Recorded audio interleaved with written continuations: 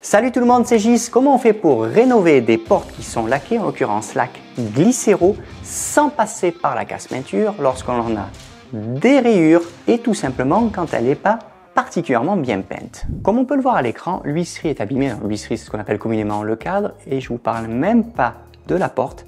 La porte a subi des rayures et pour le coup il n'y a quand même pas tout qui disparaît en frottant avec une éponge. Certaines rayures qui ne sont pas profondes, on va arriver à les éliminer et il faut savoir que ça, bien sûr, c'est disgracieux, mais quand on rénove une porte et qu'on n'a pas envie de repeindre ou qu'on n'a pas trop d'oseille, vous allez voir qu'il y a quand même d'autres choses à éliminer parce que c'est pas qu'une affaire de rayures ou on va dire de traces qui ne partent pas à l'éponge. J'ai installé la porte sur deux tréteaux mais surtout équipée de protection. Ça c'est très important. Si vous avez une face à faire, faites attention de ne pas abîmer parce que vous allez voir, on va faire du travail autour et il suffit juste que ça bouge et c'est rayé. Je vais prendre 2 minutes pour vous parler des précautions d'usage. Là, on est sur des lacs Glycero, satinés. On peut également le faire sur des portes qui sont demi-brillantes et brillantes. Par contre, si vous avez des portes qui sont mates, vous laissez tomber. Vous le verrez vers la fin de la vidéo, je vous expliquerai pourquoi sur une porte mate, la rénovation, c'est pas que ça donne, on va dire, de mauvais résultats, c'est surtout que ça va vous changer quand même le niveau de brillance. Autre chose importante, elle peut avoir des petites rayures, elle peut avoir, comme vous l'avez vu, du petit grain, elle peut ne pas être très bien peinte. Par contre, si vous avez peint la porte clairement avec un rouleau de façade, ça ne changera rien, c'est cuit, c'est cuit. Et si vous avez fait des bonnes rayures, donc c'est-à-dire que vous avez vraiment marqué le film de peinture, eh ben c'est pareil, on n'est quand même pas à Lourdes et on va pas faire des miracles. J'ai démonté toute la quincaillerie, maintenant on va s'intéresser à la prochaine étape, on va lessiver le support. Le lessivage c'est très important. Il faut savoir qu'il y a certaines tâches qui vont partir, les mains ça fait quand même des corps gras, donc il faut toujours lessiver. Alors par contre on va lessiver, alors c'est pas parce que on va dire on est en période hivernale et qu'il fait un peu froid, je le fais dedans pour être tranquille, mais je le fais surtout à l'horizontale, ça c'est très important. Quand on va doser la lessive, vous pouvez faire ce qu'on appelle des traces et de la décoloration. Il faut savoir que la décoloration, avec le prochain procédé, il peut ne pas partir. Mais ça serait quand même con de s'abîmer une porte parce qu'on a mal lessivé. Pour ce faire, on va utiliser camion de peintre 7 litres avec de l'eau, alors soit froide, soit tiède. Je suis une petite nature, donc moi j'ai mis de l'eau tiède. Éponge traditionnelle, ça va très bien. Si vous n'avez pas de tampon à récurer, c'est pas grave parce qu'il faut savoir que le tampon à récurer, ça fait souvent des conneries sur les portes. Comme on peut le voir sur cette porte, la tache elle est toujours présente. Ça a été pris au tampon à récurer et là pour le coup, ça a quand même abîmé la peinture. La lessive, on en met de manière très modérée. Un bouchon dans à peu près 2,5 litres d'eau. On lessive pour enlever, vous voyez, toutes ces taches, hein, clairement. Ça, c'est pas des taches de peinture, hein, c'est entre guillemets des taches de crasse. Donc ça, on nettoie. Alors, vous voyez, regardez, tout ça, là, ça part pas. Pourtant, j'appuie, hein, mais ça part pas. C'est, on va dire, un tout petit peu trop marqué. Alors, pas suffisamment, bien sûr, pour abîmer, altérer profondément la laque, hein, parce que la laque, quand même, une fois qu'elle est bien tendue, c'est quand même costaud. Hein. Simplement, ça part pas l'éponge. Donc là, on lessive bien à plat. On rénove des portes qui ont été quand même bien peintes. Quand je dis bien peintes, ça ne veut pas dire que la laque a été forcément très bien appliquée, mais c'est surtout qu'on a eu une bonne opacité. S'il vous manque de l'opacité, je ne sais pas, il n'y a eu qu'une couche ou que clairement le produit n'était pas qualitatif, la rénovation, malheureusement, ça ne vous fera rien de plus. Il faudra de toute manière repeindre. Là, comme on peut le voir, on ne voit pas le fond. Vous voyez, c'est propre. Alors, c'est comme c'est, hein. C'est rayé, il y a des petits, vous voyez, il y a des petits cachous, là, il y a des merdes. Voilà, tout ça là, ouais, c'est pas très joli hein, sur une laque en soi, mais on voit pas le fond. Donc là, on peut faire quand même une bonne rénovation.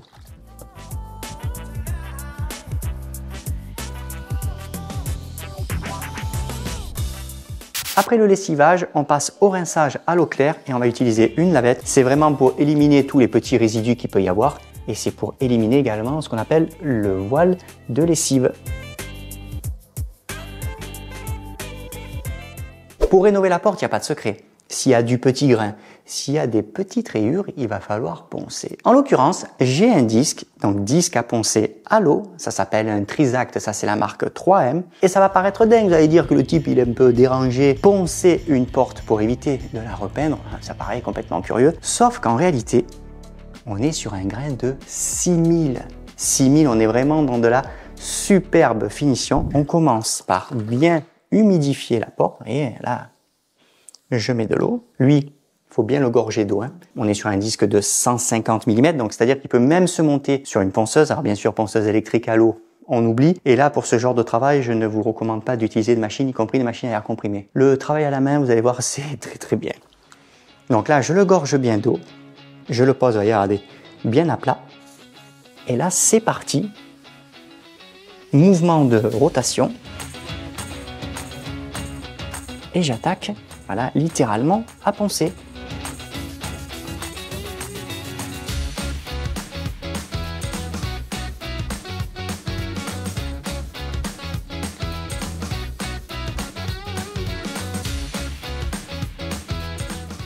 Et ici, on a quand même une zone où il y a le paquet là. Je vais recharger un petit peu en eau. Et là, voilà, là, on humidifie. Ça facilite la glisse et puis c'est du ponçage à l'eau, hein, donc il faut vraiment, voilà, il faut que ce soit humide, hein, ne le faites surtout pas sec. Ça ruine le disque parce que 6000 c'est très fin. Hein. Et là, regardez, là on le voit, hein, c'est bien rayé.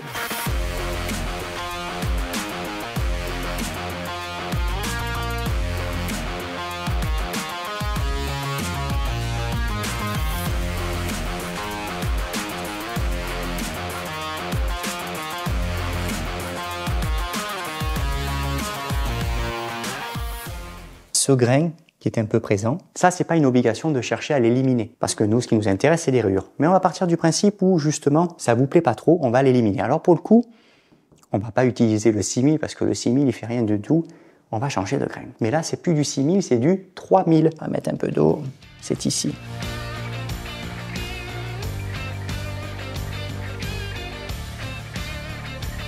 Là, elle est un peu prononcée quand même. C'est pas très joli. Alors, comme je vous dis, c'est pas une obligation de l'enlever en soi. Hein. Ça dépend de la sensibilité de chacun.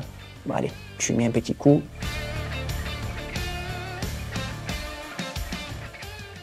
C'est très discret, donc il faut pas insister plus.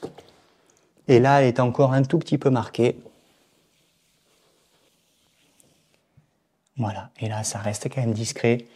C'est de la rénovation, on ne cherche pas à faire plus parce qu'au bout d'un moment, on va vraiment abîmer quand la porte elle est sèche et que vous la remettez à verticale.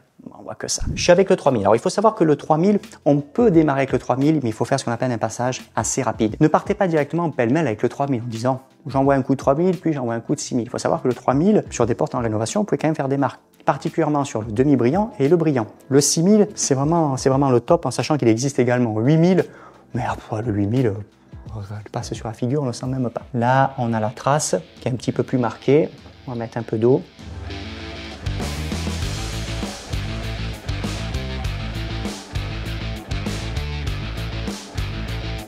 Voilà, grand mouvement circulaire, mais vous voyez, je ne le fais pas à la machine. Hein. Je le fais à la main, ça va très bien. Et vous voyez comme ça glisse. Vous n'avez même pas besoin de mettre un pad ou des choses comme ça, parce qu'il existe des pads. Oh, c'est pas très utile là. Si vous avez des portes qui sont isoplanes ou comme ici, qu'on appelle des portes isoplanes avec une incrustation de jonc, vous n'avez pas de complications à dire particulières. Vous voyez, regardez, il reste quasi plus rien. J'arrête le 3000, un petit coup de lavette pour y voir clair, ça c'est important. Il faut vraiment voir ce qu'on est en train de faire. Je vais remettre un coup de 6000. Là, je le mets général. Hein. Hop.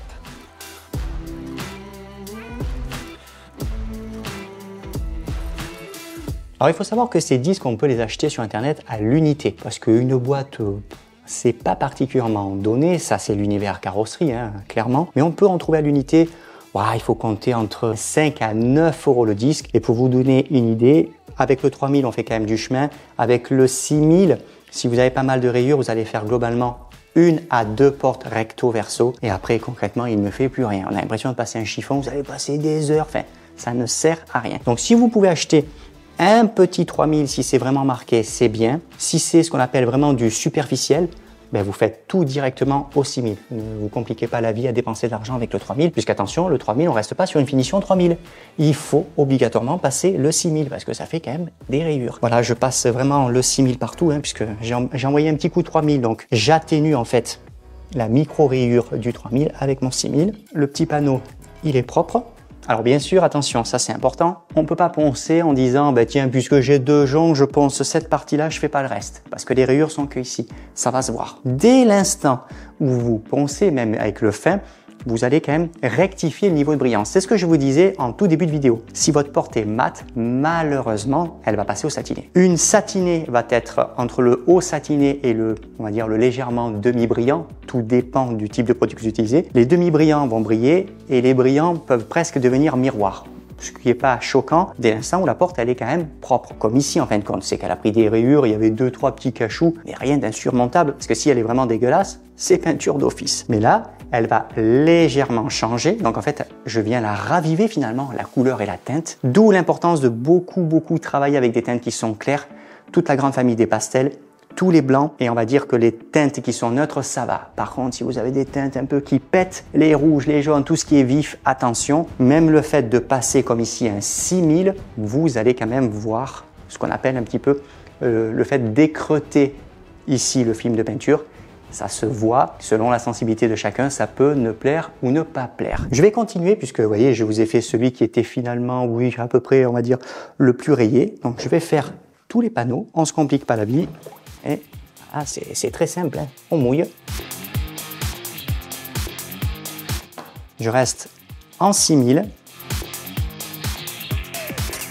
Et c'est parti. Voilà, ça chauffe le petit bras, ça va très bien.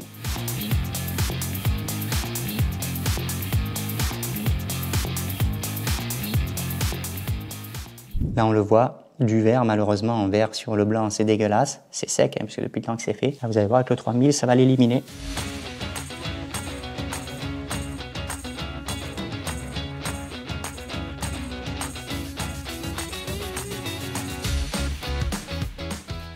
On va regarder ce que ça donne. Et là, la peinture verte, vous voyez, qui était à peu près par là, ben, la peinture verte, elle est partie.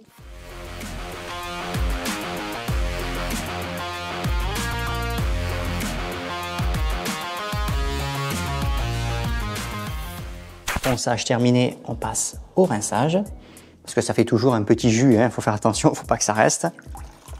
Dès l'instant qu'on ponce de façon quelque chose, on fait un peu de poussière à minima, mais on fait ce qu'on appelle un petit voile. Donc là, je l'élimine. Je vais sécher la porte, comme ça on verra déjà mieux le résultat.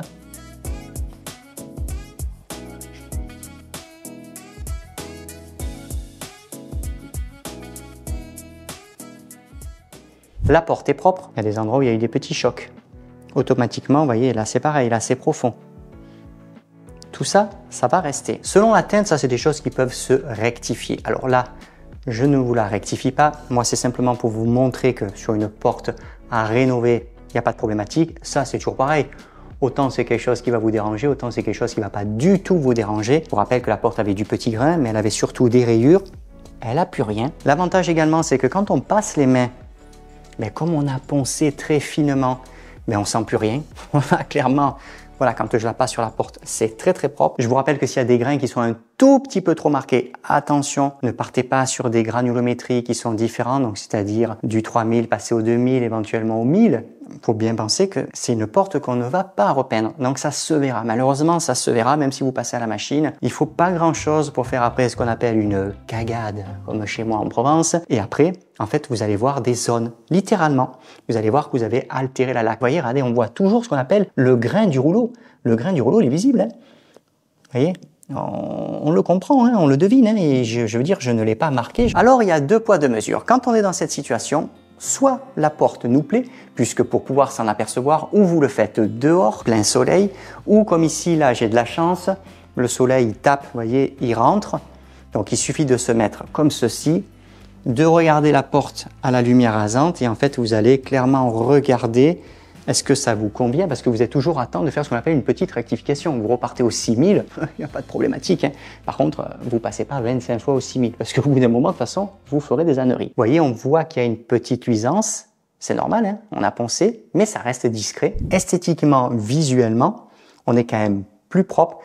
Ce que vous voyez là, ben ça c'est les rosaces, et en fait c'est de l'oxydation. C'est l'oxydation de la laque glycéro, parce que le problème du glycéro, très bon produit, mais très sensible à l'oxydation, beaucoup plus d'ailleurs que les produits en phase acrylique. C'est sous les rosaces. J'ai pas de problématique, quand je vais remonter, on le verra plus. Si vous avez des taches ailleurs, c'est quand même pas tout à fait le même travail. J'aurai l'occasion de vous le montrer dans un autre tuto, mais attention, on n'est pas sur les mêmes granulométries, c'est pas tout à fait d'ailleurs le même traitement. En tout cas, quand on regarde l'ensemble, la porte elle est propre. Bien sûr, elle n'est pas neuve, je l'ai pas repeinte, mais ça nous fait faire nettement moins de boulot, on dépense moins d'oseille, c'est facile, on n'est pas obligé de les mettre toutes en route, on peut en faire une, puis dans 2 mois on en fait une autre, on s'en fout. Et vous l'avez vu, il faut pas un matériel de fou. Regardez là, j'ai les 2 portes. Une porte qui a un petit peu, vous voyez, regardez, il y a un petit peu des rayures, mais on va dire qu'elle était, entre guillemets, elle marquait moins mal que celle-là. Donc celle-ci, j'ai rien fait, j'ai ni poncé, rien du tout, c'est tel quel. Et vous voyez, quand on les regarde toutes les deux, on voit rien de spécial, hein. On voit vraiment rien de spécial. Donc l'avantage de pouvoir rénover comme ça avec ce qu'on appelle des grains très très fins, c'est que si la porte est peinte correctement, pas de manque, pas de gros chocs, c'est simplement que par exemple, je sais pas moi, voilà, ça s'est pas bien passé, il y a du petit grain comme vous l'avez vu, vous voulez la rénover parce qu'il y a une paire d'années et que vous n'avez pas d'oseille, vous n'avez pas de temps ou peu importe, ou vous n'avez pas envie de les repeindre, on va pouvoir le faire grâce à l'abrasif. Par contre, il faut être très très clair, si c'est un tout petit peu plus marqué, vous pouvez le faire au 3000, mais il faut le faire 3000 complet plus le 6000. Si vous démarrez au 6000, restez au 6000, vous pouvez faire un petit peu 3000 comme je vous ai montré, mais c'est de manière vraiment très localisée. Attention, du 3000 au 6000, on dirait qu'il n'y a rien, mais c'est quand même le double de la granulométrie. Donc une double de granulométrie, ça peut se ressentir. Donc il faut rester vraiment dans l'idéal sur un grain de 6000. J'ai pas fait l'huisserie, je vais vous le montrer. Alors je vous fais la question-réponse. Est-ce qu'on peut faire ce genre de travail en extérieur? Parce que tous les ouvrages métalliques, ils prennent les UV, ils prennent les intempéries. Esthétiquement, je vais vous répondre oui, mais en réalité, ça n'a aucun intérêt. Dès l'instant où vous poncez, vous allez donc altérer, même si on ponce au 6000, vous altérez quelque part le film de peinture. Ici, il faut savoir que dès l'instant où vous faites de la micro-abrasion, il y a une petite altération. Mais à l'intérieur, sur des lacs glycéro, on s'en fout, ils prennent pas les UV, elles sont pas bombardées par la pluie. C'est pas problématique. En extérieur, c'est un problème. Bien sûr qu'elles vont être propres. Alors, je parle pas de portes, mais par exemple, des volets qui auraient été laqués, surtout des ouvrages métalliques. Ben, l'ouvrage métallique, quand vous allez avoir terminé au 6000, il va faire propre, ça va être beau, on va dire waouh. Et puis en réalité, vous allez le laisser tel quel. Le film de peinture va continuer à vieillir et en fait, ça va s'abîmer plus vite et vous n'allez pas forcément vous en rendre compte. Donc attention, moi à l'extérieur, même chez mes clients, je le fais pas. Quand ça vieillit et quand c'est le moment de repeindre, eh bien ma foi, on repeint. Si tant est que vous avez appliqué de la laque glycéro il n'y a pas très longtemps et que vous avez envie de rénover parce que vous n'avez pas trop bien peint, il y a des petits grains, il y a des petites cochonneries ou machinalement vous n'avez pas eu de bol, vous avez fait un peu de rayures, sachez que vous pouvez le faire qu'à partir de 1 mois de séchage. Si vous le faites avant, vous pouvez décolorer, vous pouvez altérer littéralement le film de peinture. La laque c'est trompeur, ça peut sécher au bout de 48 heures à la surface, mais il faut compter un bon mois à cœur. Donc quoi qu'il arrive, si vous n'êtes pas satisfait du résultat à un instant T, vous laissez péter 1 mois. Et dans 1 mois, vous mettrez en table d'opération et c'est parti avec l'abrasif 6000. Une dernière petite chose, je vous montre avec l'huisserie. Alors l'huisserie, de règle générale, c'est quasiment que du grain 6000. Et là, par exemple, vous voyez tout ça là, eh bien, on garde le 6000. On va mouiller délicatement parce que là, pour le coup, l'huisserie, ben, il peut y avoir n'importe quoi autour, vous voyez, et gentiment.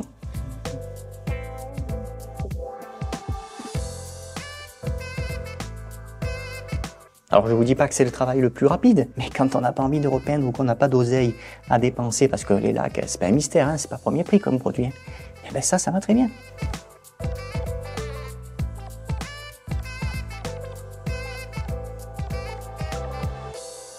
C'est juste pour vous le montrer, puisque évidemment j'ai toute l'huisserie à faire en soi. Là j'ai fait un passage, c'était abîmé, vous voyez, il reste juste un petit peu là et un petit peu là. Mais on arrive, voilà. Au 6000, on arrive vraiment à faire un boulot sympa. Hein.